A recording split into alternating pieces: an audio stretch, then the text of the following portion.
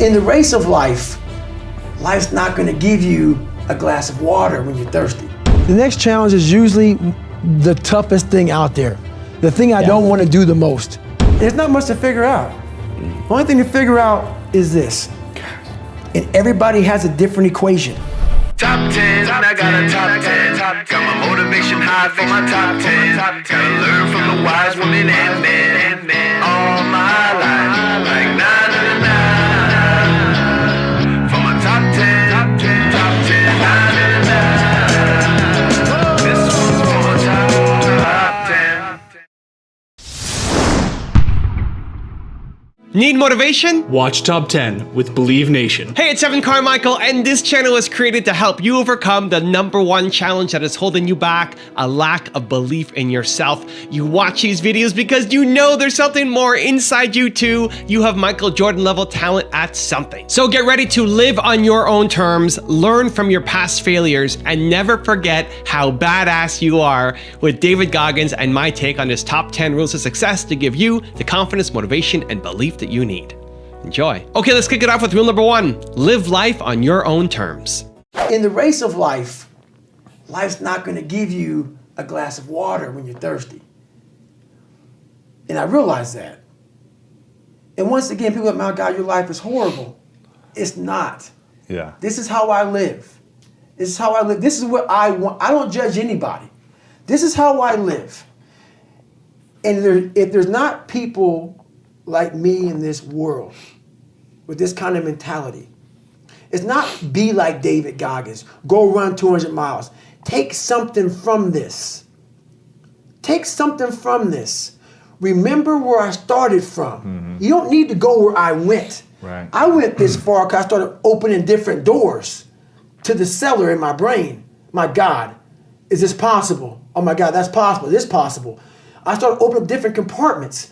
You can leave them shut. I don't care. Rule #2, never forget how badass you are. I'm looking at all these different races, and one comes up, #1, the hardest race in the world, Badwater 135. 135-mile race through Death Valley. I'm like, that sounds nuts. But it didn't describe that it was like a couple-day race. I'm thinking, okay, that has to be like a 7-day race. Right. Because I don't know people who run like that. So I end up calling Chris Kosman up. Chris Kosman is the race director of Badwater. And he lives out here in California. And he's like, hey, man. I'm like, hey, Chris. I call him up in the first conversation. I actually have all the emails in my book from me, him going back. He's a fucking stickler, man, I'll tell you that. So I call him up and say, hey, man, I'm going to do this race. He's like, have you ever run 100 miles before? And I'm like, no. He goes, well, to get my race, you have to do a 100-mile race. And you got to do 100 miles in 24 hours or less.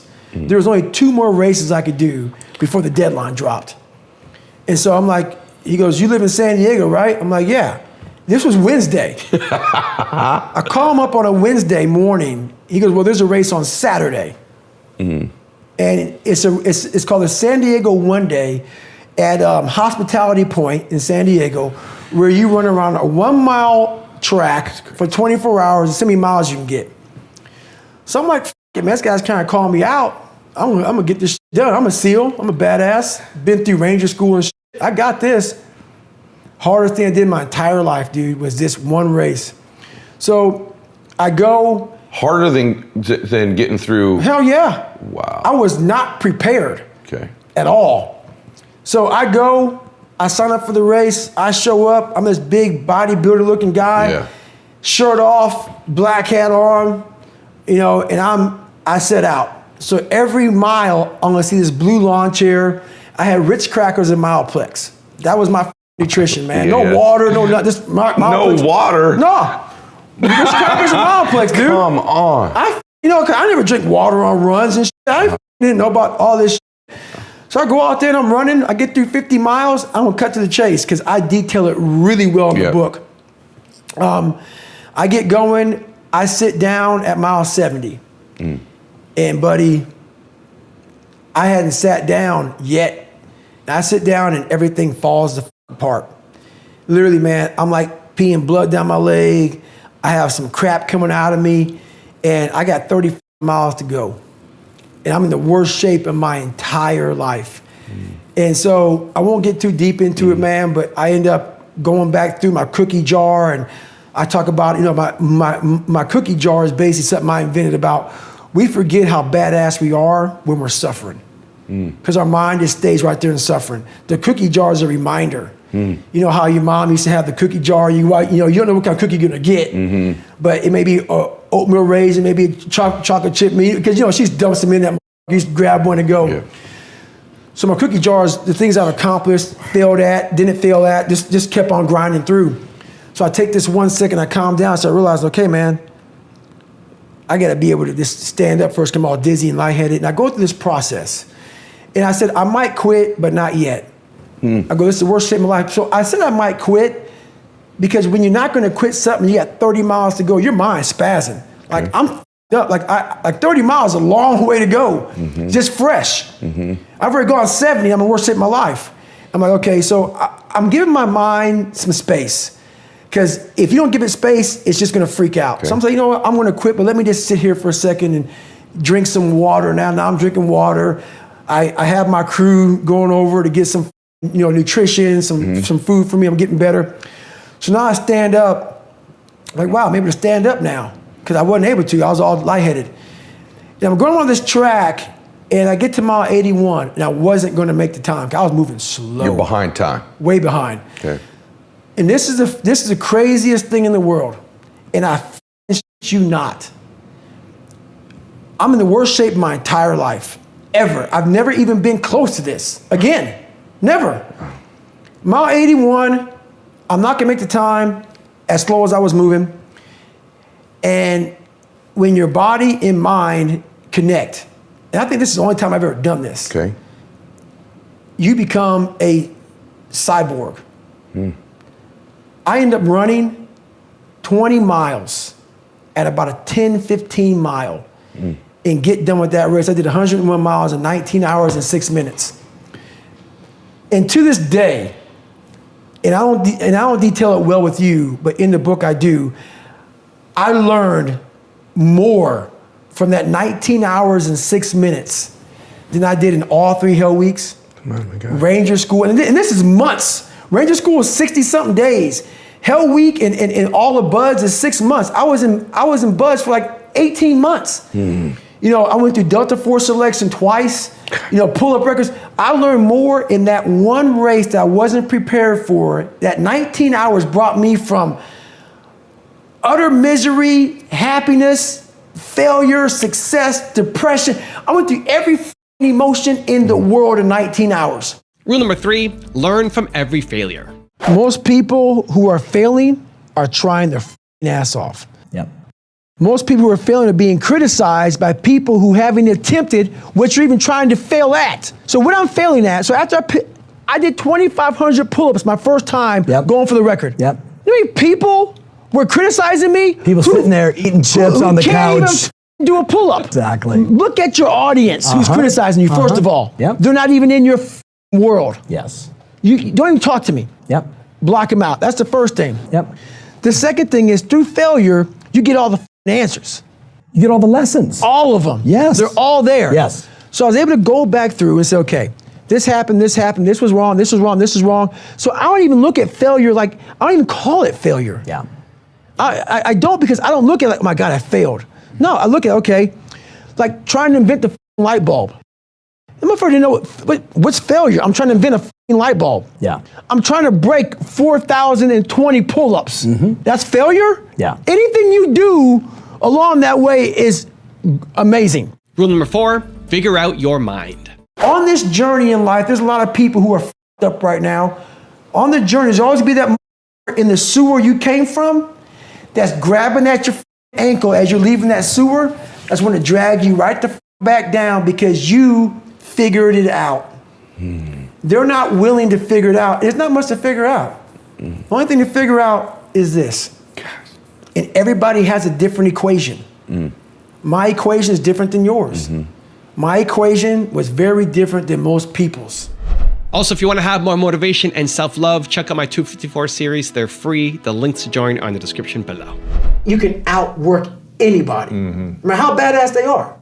Everything I didn't want to do is what got me to where I'm at today. What if I can become someone that no one thinks I can be? And just me talking about that, I have the hair going up on my arms. Rule number 5, practice what you preach. I have to live what I say.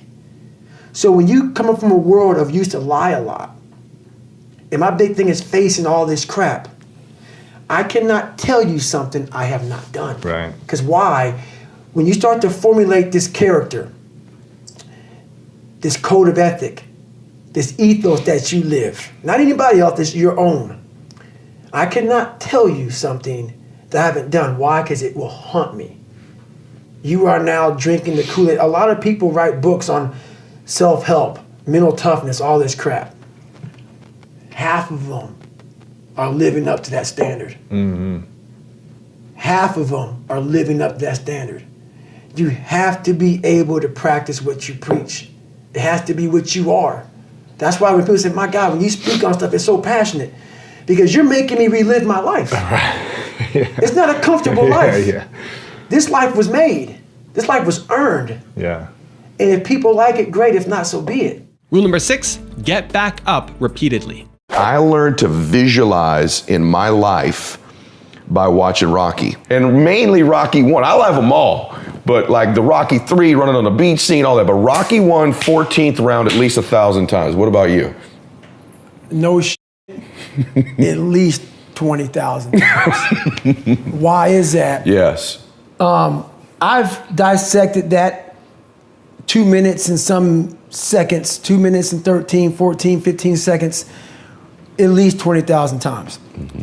When I did the pull-up record, and I finally broke it. Took you 3 times. Yep, did 4,030 in 17 hours. I listened to one song for 17 hours, and it was going the distance. Oh my God. 2 minutes and 13, something, 14 seconds. On a loop. On a loop. But first, this guy named Nandor, he kept playing out loud for everybody. And I brought my own little iPad. I don't ever listen to music, but I was failing so many times at this record, I had to go to that place. So I said, you know what, I don't want to bore you all anymore with this same song, because I had a crew of people there filming it, you know, because it had to be documented. So I didn't want them to be there for 17 hours listening to the same song, kind of it boring. So I put it in my ears, listened the whole time. But I'm going to go a step further. In that round, when Rocky gets knocked down, and Mickey's saying, stay down, and he's getting up, Apollo Creed thinks that he knocked him out. So I have this thing called taking souls, okay? And when you see Apollo Creed turns around, arms in the air, I got him. Do you see when he turns around and he sees, because Apollo Creed knows I was this dude up. Yep. He kept coming after me, and I finally knocked him down. When he turns around and looks at Rocky and he says, and watches him get up, and Rocky gets his gloves and motions him to come to him, Yes. Apollo puts his head down and just goes like this. It's not so much Rocky getting up, that's big for me. Apollo Creed's face became every that verbally and non-verbally looked at me, because you know that look they give you when you think that, you know, they may not tell you you're a piece of shit, you're nobody, but they look at you almost like, you poor thing. I got them all. I got them all on that, you know, that little wheel you have with everybody's name on it and phone numbers and shit. I got them all in that motherfucker in my head. And I spin that bitch every day. And I know right now, whether you hate me, love me, I'm a dick, I'm a this, I'm a that, whatever you want to think, I made it. And I know all of you are looking just like Apollo Creed did, because I just kept getting the up. And all I wanted people to do in my life, I don't care about the money, I don't care about the fame, I don't care if all my followers go away tomorrow. I wanted a lot of people that doubted me to look like Apollo Creed did in that 14th round, because I got back up repeatedly. And when you keep on getting back up like that, no matter how strong the person is that's beating the shit out of you, they eventually look at you and say, you know what, I'm tired. And I just want people to be tired. Just be tired. I want to make you tired because I just continue. So that's what that movie did to me. That movie changed how I looked at life. Me too. It did. Rule number 7, eliminate hate. Did you cast out negative people in your life or just use it as fuel to do even better? And do you still have relationships with energy-sucking vampires? There's no relationship with, so energy people that suck the life out of me, Yeah. you're gone. That's a total Tom Ferry, like energy-sucking vampires. Right. Avoid those people, right? You're gone. But this is the thing about though. Yeah. You can't use it for fuel either. Yeah. You have to get that hate. You can't move forward Yeah. with hate. Yeah. You can't. I try to do it. Yeah. I used to have energy and all that stuff, but what happens is when you're in a horrible situation in life, that hate and anger, Yeah. for some reason you can't remember it because that place you're at is so disgusting, you forget about them. Yeah. So you might just let go of this shit anyway. Rule number 8, train your mind constantly. We had this class that they designed. Eat an elephant one bite at a time. Self-talk, visualization, arousal control. It's all great.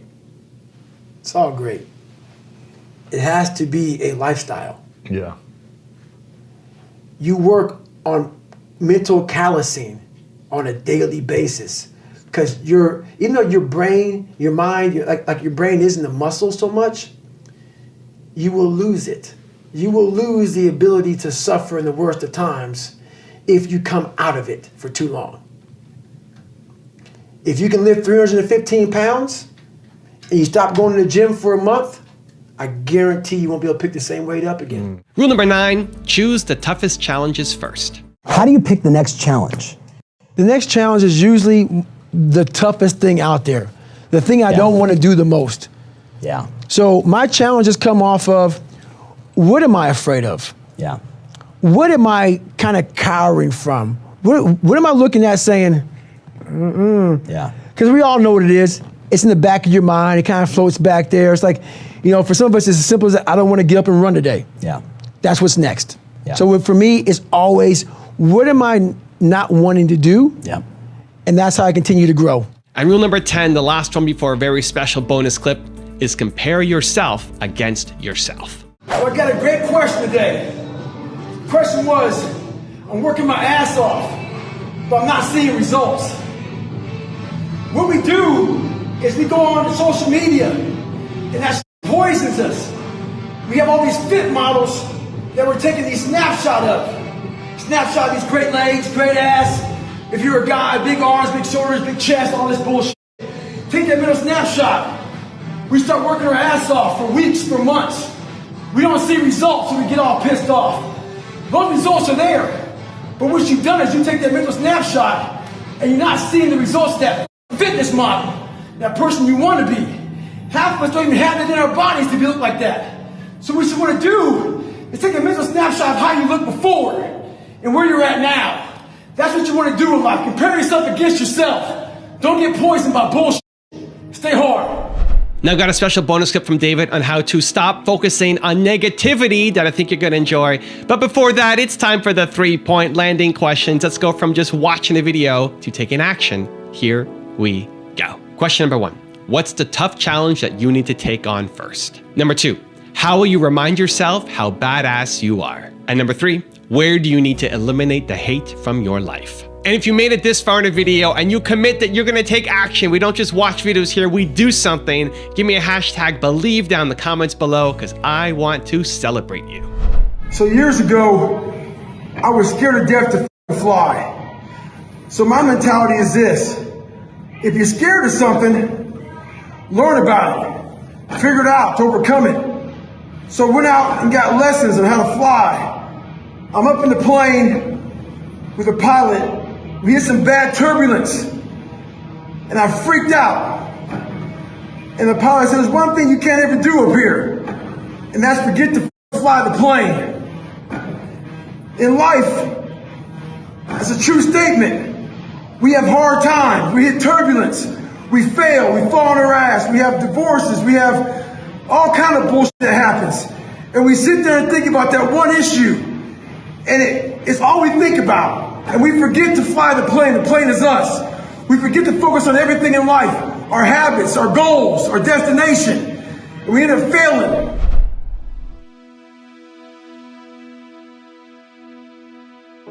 If you want another awesome video in our Black Excellence series, check out the video right there next to me. I think you'll enjoy it. Continue to believe, and I'll see you there.